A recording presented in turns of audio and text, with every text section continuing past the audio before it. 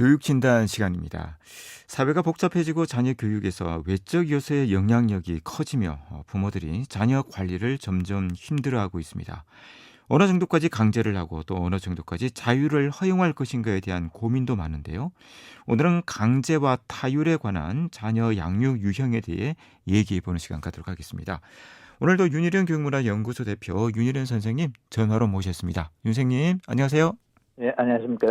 자녀 양육 방식에 어떤 표준적이고 또 모범적인 기준이 있을 수 있는지부터 좀 말씀을 부탁드립니다. 예, 자녀 양육에서 전체적으로 보면은 이런 저런 이론, 여러 개별 사안을 종합해서 어떤 일반적인 이론을 만든 큰 테두리에서의 어떤 표준적이고 모범적인 기준은 있을 수 있지만 그게 개개인으로 들어가면은 표준적이고 모범적인 기준이라 할지라도 적용의 면에서는 그 집안의 분위기 그리고 아이의 여러 가지 사정 등을 고려해서 각자 다르다고 할 수 있습니다. 그래서 일반적인 어떤 그 자녀 양육 방법은 여러 나와 있지만 그 어떤 것도 선택할 때는 내 아이에게 어떻게 적용해야 할지 이런 문제를 생각해야 한다고 봅니다.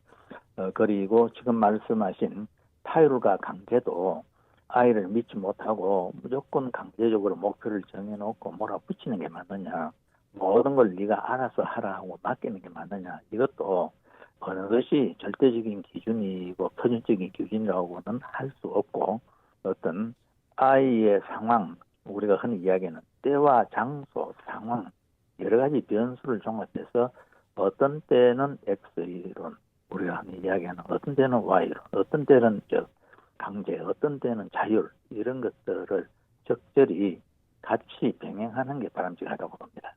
네. 그렇다면 강제와 자율에 관한 대표적인 방식에 대해 말씀해 주시겠습니까?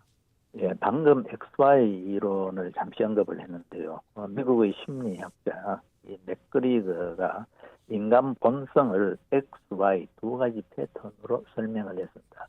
먼저 X 이론이란 인간 자체를 타율적인 존재로 보기 때문에 그냥 목표를 설정해놓고 그냥 밀어붙이는 게 바람직하다는 그런 입장을 가지고 있습니다. 이 이론이 전적으로 옳은 것은 아니지만 문제가 되는 것은 대한민국 학부모의 절대 다수가 바로 타율에 근거한 그런 양육을 하고 있다는 겁니다. 결국 부모님들은 이 X 이론에 기반하면 아이는 기본적으로 공부를 싫어한다. 자율적으로 하고 싶어 하지 않는다.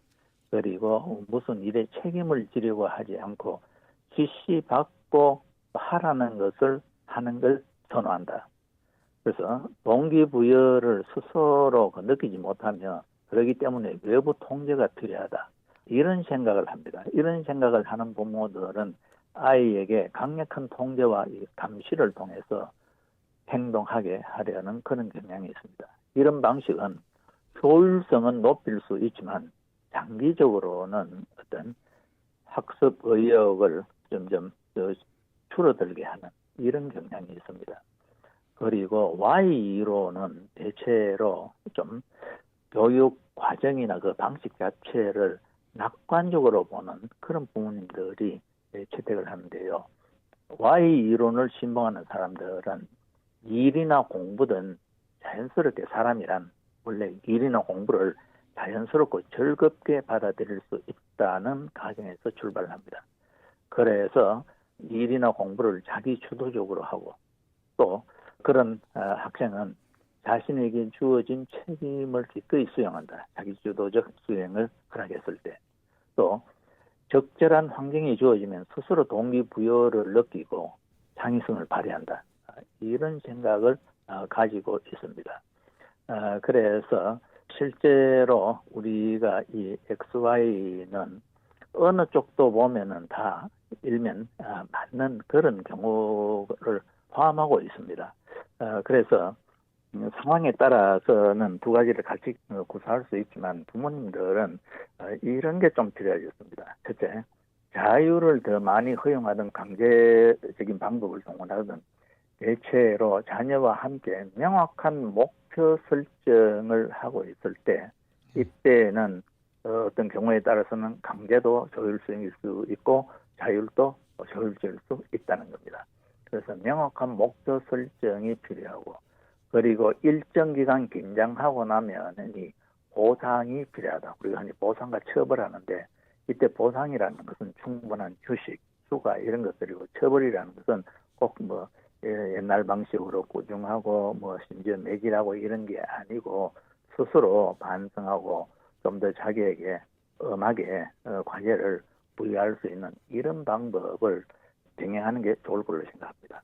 그리고 무엇보다도 목표를 설정해서는 그 과정에서는 때로는 X 이론적인 방법, 즉 강제적 방법, 때로는 Y 이론적인 자유를 같이 병행하되 어떤 지속적으로 그 진행 과정을 모니터하고 또 모니터링하고 피드백해주는 과정이 필요합니다.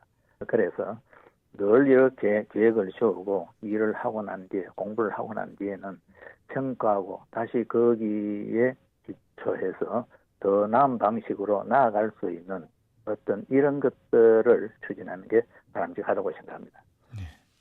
궁극적으로 부모님은 어떤 양육 태도를 갖는 것이 바람직할까요?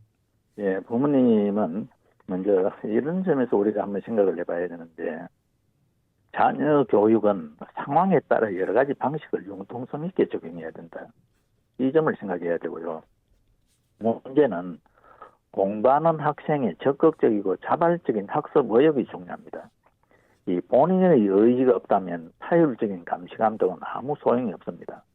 당장 통제가 되지 않는다고 부모가 담당해야 하는 역할까지 타인에게 맡겨서는 안 됩니다. 이 밤늦게 귀가해서 자는 아이 머리를 한번 쓰다듬어주는 행위도 이게 얼마나 값지고 귀한 일인지를 우리 부모님들이 한번 생각해 봐야 합니다. 또 때로는 면전에서 감시 감독하고 지시하고 이런 것보다도 보지 않는 곳에서 마음속으로 기원하고 기도하는 마음이 때로는 자녀 양육에서 더 중요할 수 있다. 이런 점도 우리가 한번 생각해 볼 수 있습니다. 따라서 우리가 한번 깊이 생각해 봐야 되는 문제는 가정에서 설득과 대화로 안 되는 이 학습 관리를 타인의 손에 맡긴다고 해결될 수는 없다. 요즘 부모님들이 자녀에 대해서 자신이 없으니까 강제하는 것도 힘이 들고 자율로 맡겨도 그걸 보고 참기 어려우니 학원이나 다른 데 맡기는 경우가 많습니다. 그런데 방금 말씀드린 대로 집에서 이 대화와 설득으로 해결되지 않는 아이를 학원이나 타인의 손에 맡긴다고 해결되지는 않습니다. 부모는 다른 곳에서 모든 것을 잘 관리해 주리라고 믿으며 그런 곳에 보냅니다. 그러나 학생도 부모의 잔소리와 간섭을 받지 않아도 되니까 학원 같은 것을 원할 수 있습니다. 당장 서로 부딪히지 않으니까 가정의 일시적인 평화와 안정이 찾아올 수는 있겠죠. 그러나 이런 방식은 문제를 정면으로 해결하는 것이 아니라는 걸 우리가 깊이 생각을 해봐야 됩니다. 우리가 흔히 스파르타식의 타율과 강제, 아테네식의 자율과 민주적 방식은 나름대로 다 장단점이 있습니다. 그래서 때와 상황에 따라서 적절히 두 가지를 다 쓸 수 있기는 해야 합니다. 그러나 궁극에 가서는 자율적인 인간만이 최고 수준의 목표를 달성할 수 있고 삶을 더 생산적이고 창의적이고 즐겁게 살 수 있다는 걸 늘 염두에 두고 어느 방법을 적용하든 강제나 이 자유를 적절히 잘 구사하는 부모님이 자녀 교육에 대해서 성공할 수 있다고 봅니다. 오늘 말씀 고맙습니다. 윤일현 교육문화연구소 대표 윤일현 선생님이었습니다.